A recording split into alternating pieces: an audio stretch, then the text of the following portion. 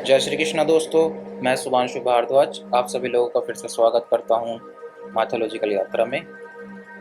तो दोस्तों, आज के हम इस वीडियो में बहुत ही महान व्यक्तित्व के बारे में चर्चा करने वाले हैं। और वो महान व्यक्तित्व होने के साथ साथ महाभारत के एक महान योद्धा भी हैं, जिनका नाम कर्ण तथा दानवीर कर्ण या फिर सूतपुत्र भी हम कहते हैं। तो दोस्तों, कर्ण का जन्म अगर इस पर हम चर्चा करेंगे तो यदुवंशी राजा शूरसेन की पोषित कन्या कुंती जब सयानी हुई तो पिता ने उसे घर आए हुए महात्माओं की सेवा में लगा दिया। पिता के अतिथि गृह में जितने भी साधु महात्मा ऋषि मुनि आदि आते थे, कुंती उनकी सेवा मन लगाकर किया करती थी। दोस्तों, उनके अतिथि गृह में एक बार ऐसा हुआ कि महर्षि दुर्वासा आ पहुंचे। दुर्वासा ऋषि जब वहां पर आए तो फलस्वरूप कुंती ने भी उनकी मन लगाकर सेवा की। कुंती की सेवा से वो इतने प्रसन्न हुए तो दुर्वासा ऋषि ने उन्हें एक मंत्र दिया और मंत्र देते हुए कहा कि हे पुत्री, मैं तुम्हारी सेवा से बहुत प्रसन्न हुआ हूँ। अंत है, तुझे एक ऐसा मंत्र देता हूँ जिसका प्रयोग अगर तुम करोगी और प्रयोग करते समय जिस देवता का स्मरण करोगी वह तत्काल तुम्हारे समक्ष प्रकट होकर तुम्हारी कोई भी इच्छा पूरी करेगा। इस प्रकार दुर्वासा ऋषि कुंती को मंत्र प्रदान देकर चले गए। ऐसा माना जाता है कि दोस्तों, कर्णदा नदी जो है उनका नाम कर्ण के नाम पर ही रखा गया।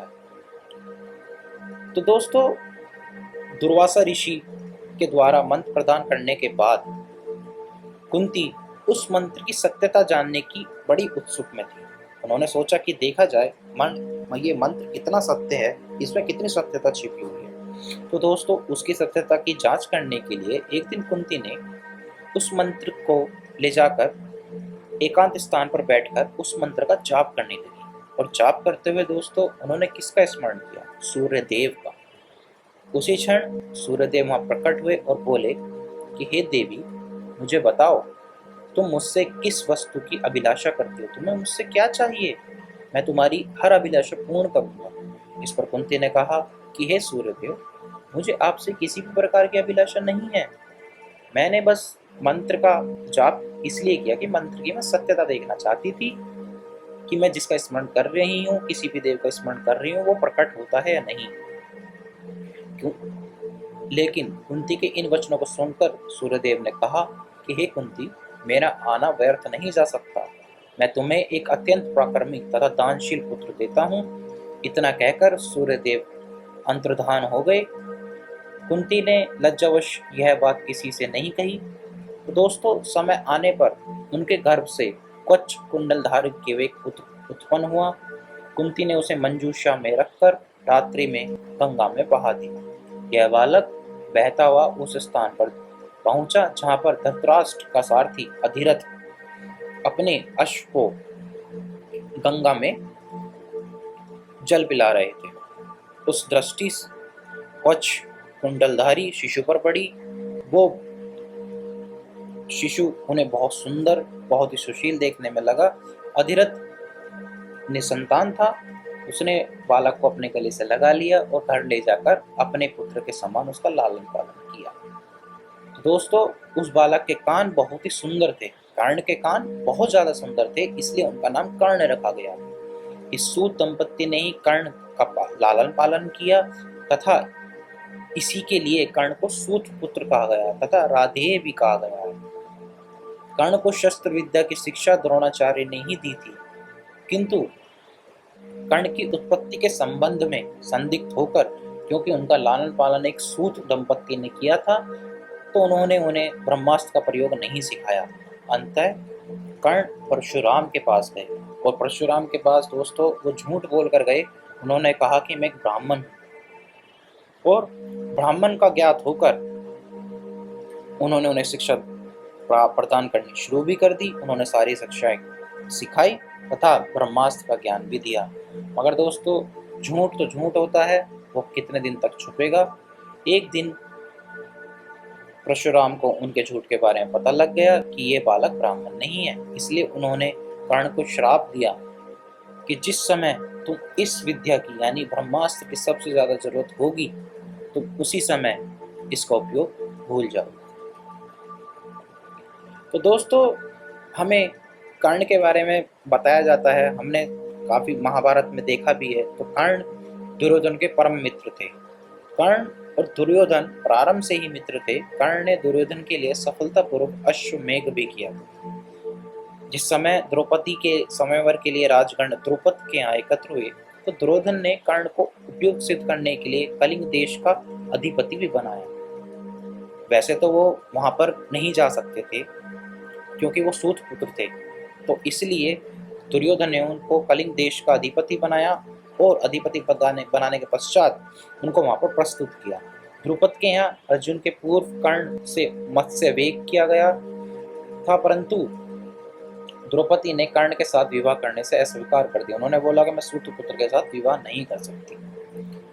फलतः कर्ण ने उसको विशेष रूप से अपना अपमान समझा। तो दोस्तों, कर्ण और अर्जुन बाल्यकाल से ही परस्पर प्रतिद्वंदी थे। सूतपुत्र होने के कारण अर्जुन कर्ण को हे समझते थे। उन्हें ज्ञात नहीं था कि कर्ण उनके बड़े भाई हैं। भीष्म भी कर्ण को इसी कारण अधिरथ कहते थे। कर्ण ने पांचों पांडवों का वध करने का संकल्प किया था, पर माता कुंती के कहने पर उन्होंने अपने वध की प्रतिज्ञा अर्जुन तक ही सीमित कर दी थी। दोस्तों, कर्ण की दानवीरता के अनेक संदर्भ हमें देखने को मिलते हैं। उनकी दानशीलता की ख्याति सुनकर इंद्र देवता उनके पास कुंडल और कवच मांगने गए थे। कर्ण को भली भांति ज्ञात था कि मुझे ये कवच और कुंडल अपने पिता सूर्य के द्वारा मिले हैं, और इंद्र की प्रवंचना का रहस्य उनको पहले से ही ज्ञात था। फिर भी ये सब वो जानते हुए उन्हें कुंडल और कवच उन्होंने दे दिए। इंद्र ने उसके बदले में उन्हें उस कवच और कुंडल का उपयोग एक बार करने के लिए शक्ति प्रदान कर दी। उससे किसी का भी वध किया जा सकता था। कर्ण उस शक्ति का प्रयोग अर्जुन के समक्ष करना चाहते थे, अर्जुन के विरुद्ध करना चाहते थे, लेकिन दुर्योधन के निर्देश पर उन्होंने उसका प्रयोग भीम के पुत्र घटोत्कच पे किया। अपने अंतिम समय में पितामह भीष्म ने कर्ण को उनके जन्म का रहस्य बताते हुए महाभारत के युद्ध में पांडवों का साथ देने को कहा, किंतु कर्ण ने इसका प्रतिरोध करके अपनी सत्यनिष्ठा का परिचय दिया तथा अपनी मित्रता दुर्योधन के साथ निभाई। भीष्म के अनंतर कर्ण कौरव सेना के सेनापति नियुक्त हुए। अंत में 3 दिन तक युद्ध संचालन के उपरांत अर्जुन ने उनका वध कर दिया। कर्ण के चरित्र में आदर्शों का दर्शन उनकी दानवीरता एवं युद्धवीरता के युगपद प्रसंगों में किया जा सकता है। तो दोस्तों, जब महाभारत का युद्ध निश्चित हो जाने पर कुंती व्याकुल हो उठी। वह नहीं चाहती थी कर्ण का पांडवों के साथ युद्ध हो। वे कर्ण को समझाने के लिए कर्ण के पास गई। कुंती को देखकर कर्ण उनके सम्मान में उठ खड़े हुए और बोले कि हे माते, आप पहली बार आई हैं, अतः आप इस राधे का प्रणाम स्वीकार करें। कर्ण की बातों को सुन कुंती का हृदय बहुत व्याकुल हो उठा और उन्होंने कहा, पुत्र, तुम राधे नहीं कौंतेय हो, यानी तुम मेरे पुत्र हो, मैं ही तुम्हारी माता हूँ। किंतु लोकाचार के भय से मैंने तुम्हें त्याग दिया था।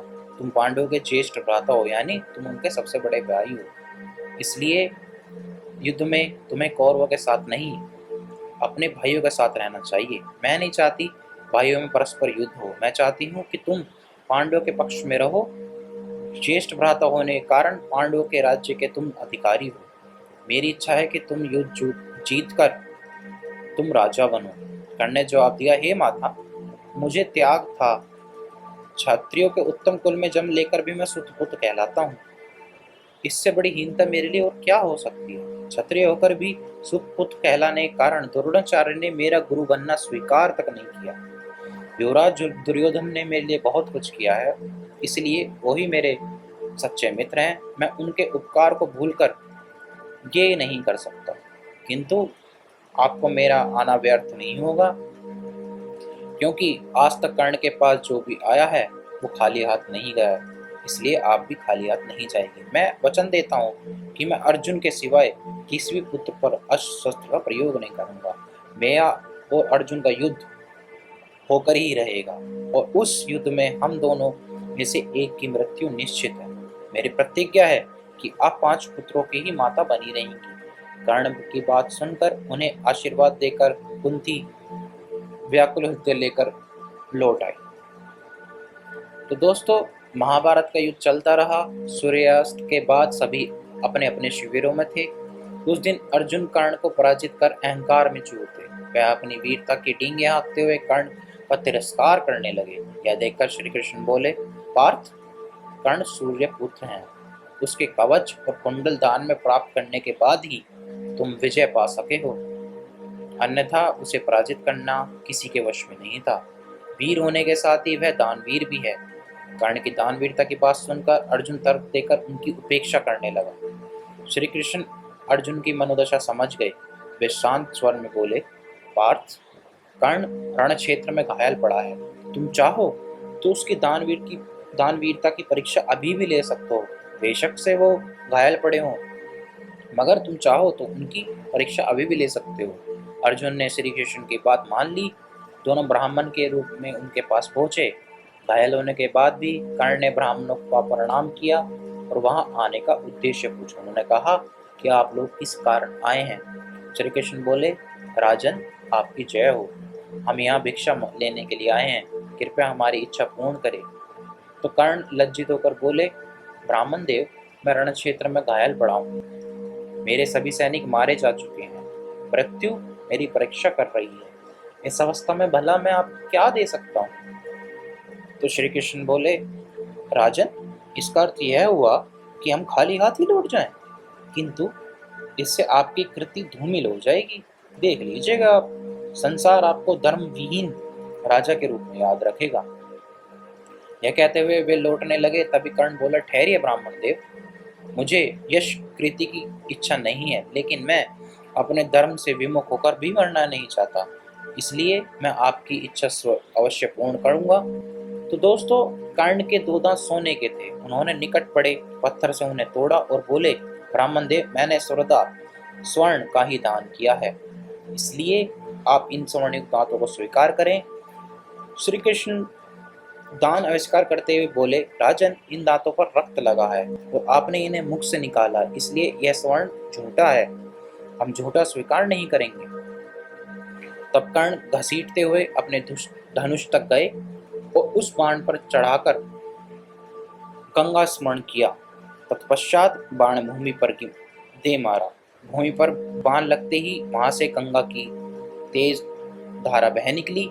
कर्ण ने उसमें दांतों को धोया और उन्हें देते हुए कहा, ब्राह्मणों, अब यह स्वर्ण शुद्ध है, कृपया इसे ग्रहण करें, इसे स्वीकार करें। तभी कर्ण पर पुष्पों की वर्षा होने लगी।